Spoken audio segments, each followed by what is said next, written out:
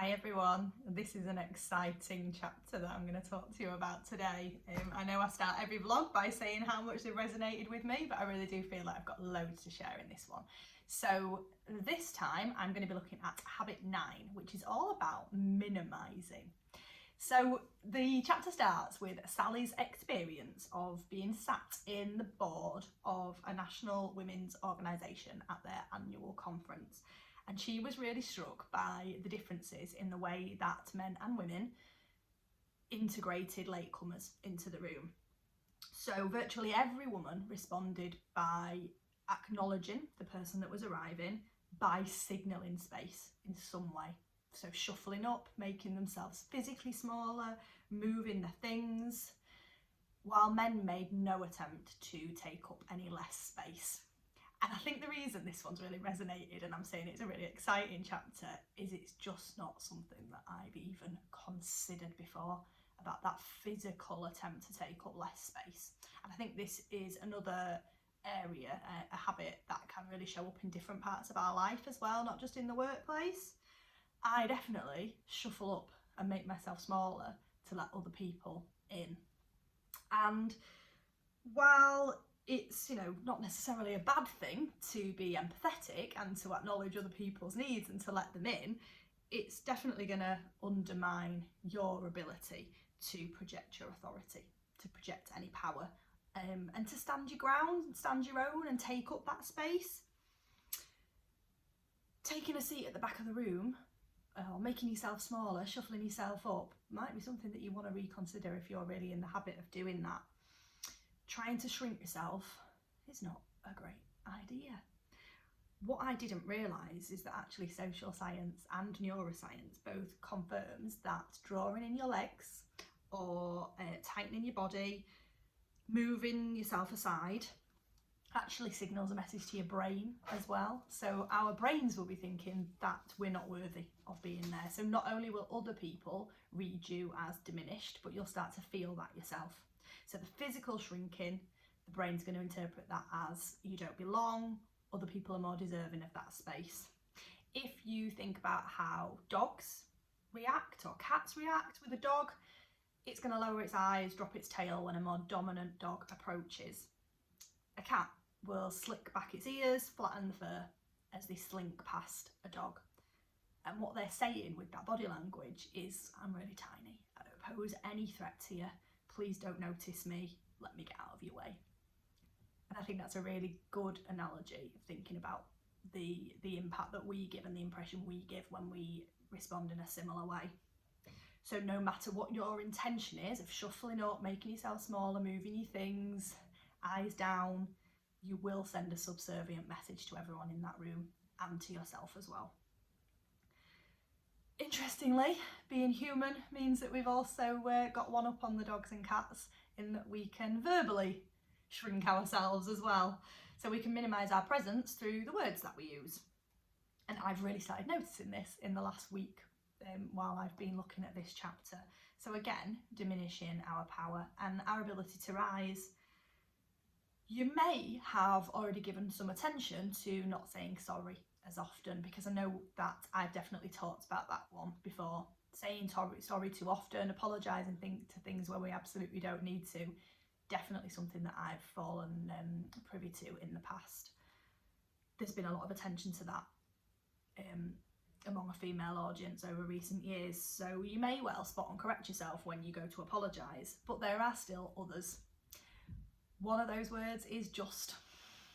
Now I've really started noticing when I say the word just and also when I type the word just. So it might be in an email, just a quick question, and I take out the just. There is a way of doing it as well technologically, so it may well be worth looking at that so that it just highlights if you use that word, but definitely try to catch yourself if you use the word just. Only is another one. Only a quick question. Only me is even something that I say a lot. So think about the use of the word only, and anything like little, tiny, small, quick, question. I won't take up much of your time. All of those things suggest that we think someone else's time is more valuable, for starters. it suggests that we think it's maybe not important, and we say things like, maybe this isn't important. I'm sure that you already have thought about this. I will often start by saying, I'm sure you all already know this already, which completely diminishes what we're about to say, particularly if it is at the beginning of a statement. It's going to do the most harm. Another thing that can cause harm is routinely ending our sentences on a rising note. So stating something as a question, that conveys some uncertainty. It minimises what we're saying, it discounts what we're saying, and it invites that contradiction. In Who Gets Heard and Why, some research by the Harvard Business School, they found that women are more likely to downplay certainty when they speak and proactively acknowledge that others may disagree with them. So it's not surprised that certainty is often interpreted as arrogance, and women tend to fear being seen as arrogant, again, as I've talked about before. But arrogance in men is often interpreted as confidence, boldness. So let's not fear being seen as arrogant and show some certainty. What I also thought was interesting, and I know this is something that was touched on in one of the other habits, is that minimising behaviours and speech are particularly challenging for women who are raised in cultures that place a high value on female modesty and self-efficacy.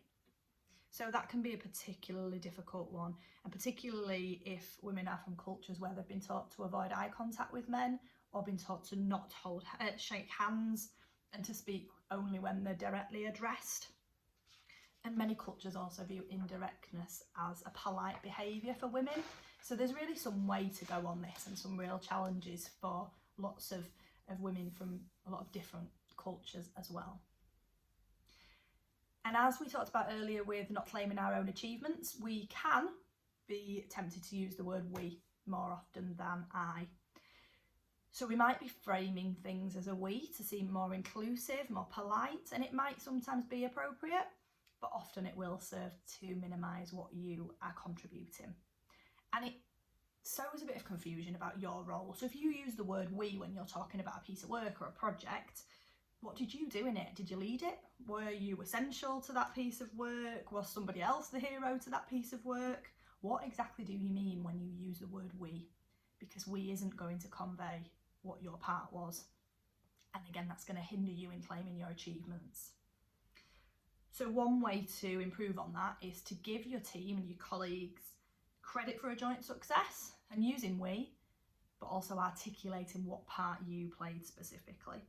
And that turns the lose-lose into a win-win for individual and team as well.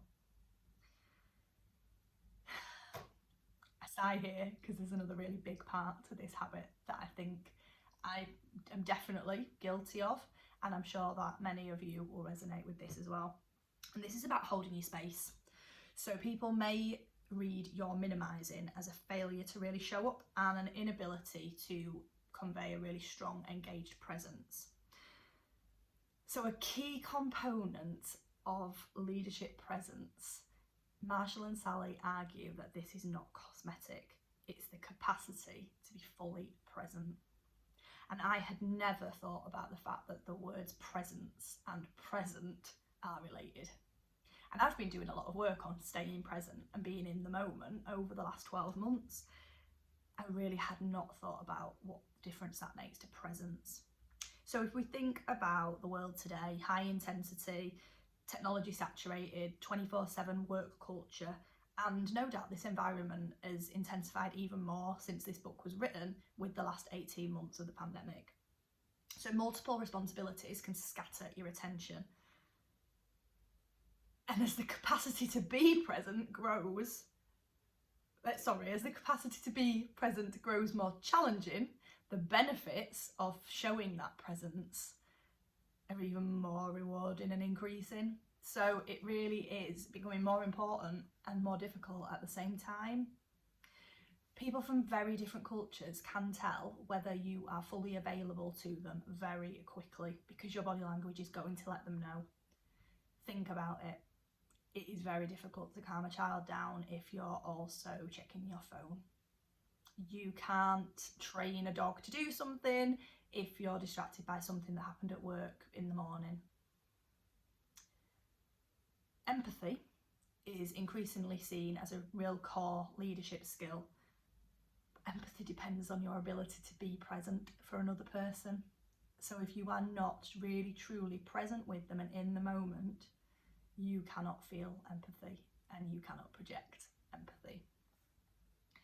Susan David, who's done a lot of work on emotional agility, she states that although women often struggle to be heard, they receive just as much attention as men when they're public speaking if they're perceived as being fully present. And they seem more credible, they seem more authoritative. So what can you do to free your attention so that you can be fully present? I am a bit of a queen of multitasking, and although it might feel really productive and that we're getting more done, it does come at a cost, because doing two things means it's impossible to be fully present in either, because your attention is fragmented, it's in more than one place. So fragmented attention is another highly effective way of minimising, and it is also, as I do know, the quickest route to mental exhaustion. Great news is, remember, these are habits, not character flaws, so we can work on them, we can change them, we can change these habits. For me, I really want to think about how I stop that verbal minimising. Taking up physical space is not a huge one for me right now because I'm spending an awful lot of time in the virtual world, but verbal minimising is a real big one that I believe I can really work on. And I think writing these things down in the virtual world we're in right now gives us an opportunity to catch ourselves more often than when it's in a room with people. So I'm going to really work on that, and I think it's useful to use some terminology used by Jay Shetty, which is spot, stop, swap. So I'm going to really work on spotting it, stopping it, and swapping it for something more useful. And I'm really going to focus on stopping the multitasking as well, one thing at a time. The relationship between presence and being in the present is definitely not lost on me, especially as that will help with feeling and projecting empathy. So I knew this was going to be a long one. I knew this was going to be one that I was feeling really passionate about. I knew it was one with a lot of notes again. I hope you find that useful. Habit 9. Minimising. Please let me know what you think. Share with me some of the key takeaways and actions from watching the vlog. And thank you. I will see you next time with Habit 10.